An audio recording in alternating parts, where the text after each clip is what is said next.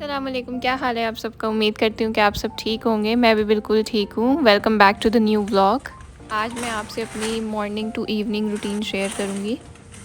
आजकल मेरा यूनिवर्सिटी से ऑफ़ हुआ है तो मेरी ये रूटीन होती है, और जब यूनिवर्सिटी ऑन होती है तो बिल्कुल डिफरेंट रूटीन होती है मेरी। दिन की शुरुआत होती है कभी 7 बजे या कभी 8 बजे, इट डिपेंड्स कि जब भी मेरे हस्बैंड की शिफ्ट स्टार्ट होनी होती है तो बस उसी के मुताबिक हम उठते हैं। चलिए जी, बस let's get ready for the day. बस मैं यहाँ पर टीथ ब्रश करूँगी और उसके बाद मैं अपनी मॉर्निंग स्किन केयर रूटीन करूँगी।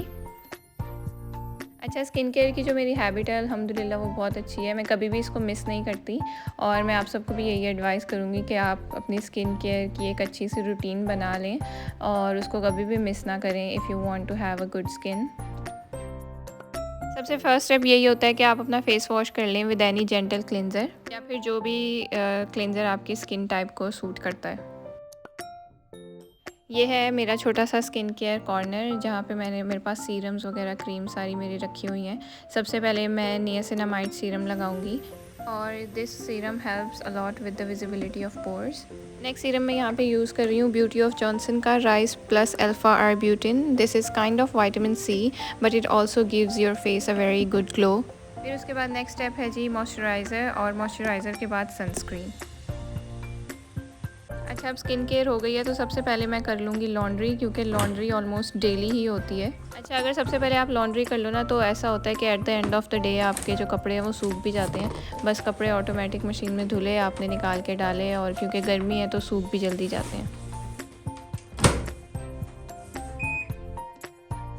अच्छा, उसके बाद मैं आ जाती हूँ अपनी डेली क्लीनिंग रूटीन पे। उसमें मैं बस अपने लिविंग एरिया को वैक्यूम करती हूँ, सोफ़ों वगैरह को झाड़ लेती हूँ, और जो लिविंग एरिया के जो टेबल है उसको सरफेस क्लीनर से क्लीन कर लेती हूँ। बाकी जो घर की थॉरो क्लीनिंग है वो मैं वीक में एक दफ़ा ही करती हूँ, और उसके अलावा एज़ पर नीड भी आपको पता है बच्चों वाले घर में चलती ही रहती है।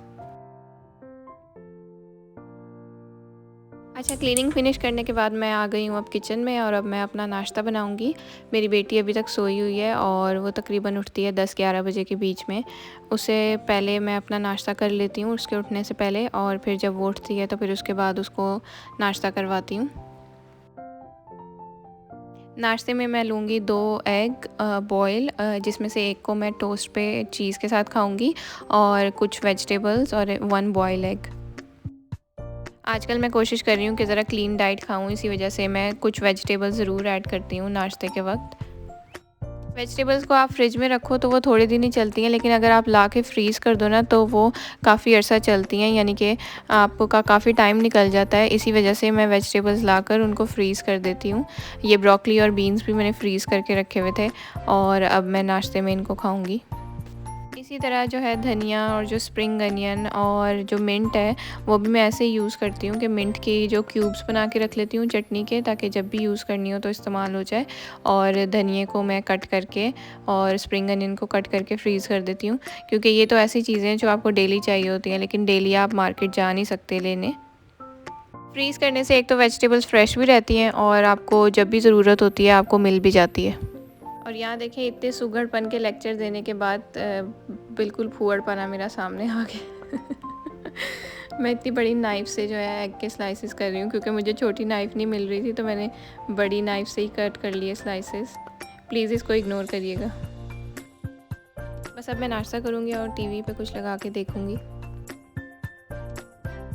बस मैंने अपना नाश्ता फ़िनिश किया तो बस 10:30 बजे के करीब अमल उठ गई थी, और फिर उसको मैंने नाश्ता करवाया, टीथ वगैरह ब्रश करवा के नाश्ता करवाया।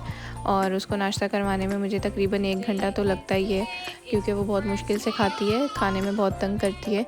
फिर उसको नाश्ता करवाने के बाद मैंने उसको बाथ टाइम करवा दिया है, और अब मैं दोबारा आ गई हूँ किचन में। साथ साथ मैं खाना बना रही हूँ, और जो बर्तन हो गए हैं नाश्ते के और खाने के वो साथ साथ वॉश कर लूँगी। मुझे जो बर्तन धोना है ना वो बहुत ही मुश्किल काम लगता है। एक मुझे बर्तन धोना और एक दूसरा लॉन्ड्री को फ़ोल्ड करना, ये मुझे 2 बहुत ही मुश्किल काम लगते हैं। लेकिन मैं कोशिश करती हूँ कि बर्तनों को साथ साथ धो लूँ, वरना आपको पता ही है कि कितने बर्तन हो जाते हैं। हालांकि 3 लोगों का घर है तो इतने बर्तन होने नहीं चाहिए, लोग कहते यही हैं लेकिन करते करते फिर भी इतने बर्तन हो जाते हैं कि इकट्ठे ही होते रहते हैं। यहाँ पर मैं बस अमल के साथ साथ पोएम्स पढ़ती रहती हूँ, क्योंकि वो उसने टीवी चलाया होता है और वो टीवी में कुछ ना कुछ देख रही होती है और मैं भी उसके साथ साथ बोल रही होती हूँ और बस काम में लगी रहती हूँ। और यहाँ पे देखें मैं कितनी सिली लग रही हूँ। मैंने एक ग्लव्स पहना हुआ है और एक नहीं पहना हुआ, क्योंकि मेरा जो दूसरा ग्लव्स है वो फट चुका था, तो बस मैंने एक को ही पहन के काम करना शुरू कर दिया। मैं ग्लव्स इसलिए पहनती हूँ, वैसे तो सबको ही पहनने चाहिए, लेकिन अब मैंने पहनना ज़्यादा शुरू किए हैं क्योंकि मेरे हाथों में बहुत ज़्यादा बर्निंग होती है अगर मैं ना पहनूँ, क्योंकि मुझे डर्मेटाइटिस हो रहा है। और वैसे भी क्योंकि केमिकल आपके हाथों को बार बार लगता रहता है, तो उससे स्किन जो है ना आपकी थिन होने लगती है, इसलिए आपको लाजमी पहनने चाहिए। साथ साथ खाना भी बन रहा है, कुकर में बन रही है मसूर की दाल, और ये दूसरा पैन है उसमें कलेजी बन रही है, क्योंकि मेरे हस्बैंड को बहुत पसंद है, तो वो लेके आए थे कलेजी बनाने के लिए। यहाँ बज चुके हैं दोपहर के 2 और साथ साथ मेरा खाना भी तैयार हो रहा है। बस ऑलमोस्ट डन होने ही वाला है। दाल को तड़का जो है मैं आकर लगाऊंगी, क्योंकि मैंने अभी अमल को प्लेग्राउंड लेके जाना है, तो मैं फ़्रेश तड़का लगाऊंगी। और कलेजी ऑलमोस्ट डन हो चुकी है। साथ ही क्योंकि इसके साथ रोटी बनेगी, तो मैं आटा गूंद लूँगी। चावल ना तो मेरे हस्बैंड इतने शौक़ से खाते हैं और ना ही मैं, तो वीक में ज़्यादा से ज़्यादा एक दफ़ा बनते हैं, और अगर ज़्यादा ही खा लिए तो 2 दफ़ा खा लिए, वरना इससे ज़्यादा हम चावल नहीं खाते। तो आटा ज़रूर गूंथती हूँ मैं हर दूसरे तीसरे दिन, क्योंकि थोड़ा ही गूंथती हूँ ताकि जल्दी ख़त्म हो जाए और ना फ्रिज में पड़ा रहे काफ़ी देर तक। अच्छा, ये मेरा लास्ट काम है किचन का, इसके बाद मैं फ़्री हो जाऊँगी किचन के काम से, और फिर मैं बस जाके रेडी होंगी खुद भी, और अमल को भी रेडी करूँगी, और फिर मैं उसको लेके जाऊँगी प्लेग्राउंड।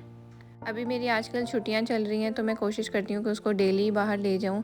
कभी मैं उसको ग्रॉसरी करने के लिए ले जाती हूँ, या फिर कभी प्लेग्राउंड ले गई, या फिर ऐसे ही कहीं पे वॉक के लिए ले गई, तो बड़ा खुश होती है वो। बच्चे को भी क्योंकि कुछ एंटरटेनमेंट चाहिए होती है, वो भी घर में बंद रहकर इतना ज़्यादा खुश नहीं रहते, तो कोशिश मैं यही करती हूँ कि उसको डेली कहीं ना कहीं ले कर चली जाऊँ।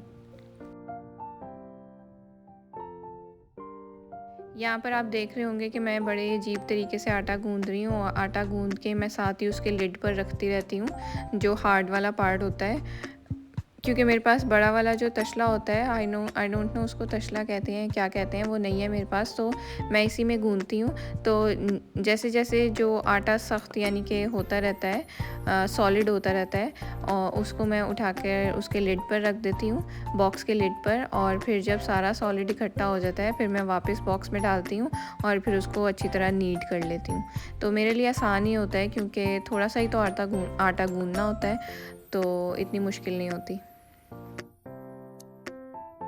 बस आटा मेरा ऑलमोस्ट डन हो चुका है, तो बस मैं इसको फ्रिज में रखूँगी और ख़ुद जाके रेडी होंगी, और अमल को भी रेडी करूँगी। और आज जिस मैं प्लेग्राउंड लेके जा रही हूँ वो घर से 15 मिनट्स दूर है, तो मैं बस लूँगी उसके लिए। सब हम पहुंच गए हैं प्लेग्राउंड, और साथ ही इसके ना रिक्रिएशनल सेंटर है, जहाँ पर स्कूल के बच्चों की एक्टिविटीज़ हो रही होती हैं, फुटबॉल बास्केटबॉल वगैरह खेल रहे होते हैं बच्चे। तो अभी मैं उसको अंदर भी ले जाऊंगी थोड़ी देर के लिए, ताकि देख ले। बहुत ज़्यादा खुश होती है वो, देखती है कि गेम्स खेल रहे हैं बच्चे। आज तो काफ़ी बड़े बच्चे आए हुए थे, लेकिन और भी छोटे बच्चे भी आए हुए होते हैं पहले भी, जब मैं उसको लेकर आती हूँ। तो बस ये थी मेरी मॉर्निंग टू इवनिंग तक की रूटीन। आई होप कि आपको ये व्लॉग पसंद आया होगा। बस इसके बाद मेरे हस्बैंड आएंगे 6 बजे के करीब, और फिर हम जाएंगे घर और खाना वगैरह खाएंगे। अगर आपको ये व्लॉग पसंद आया तो प्लीज़ सब्सक्राइब ज़रूर करिएगा चैनल को, और वीडियो को लाइक ज़रूर करिएगा, और अपने फ्रेंड्स के साथ शेयर करें। आपसे मिलते हैं इंशाल्लाह नेक्स्ट व्लॉग में, तब तक के लिए अल्लाह हाफिज़।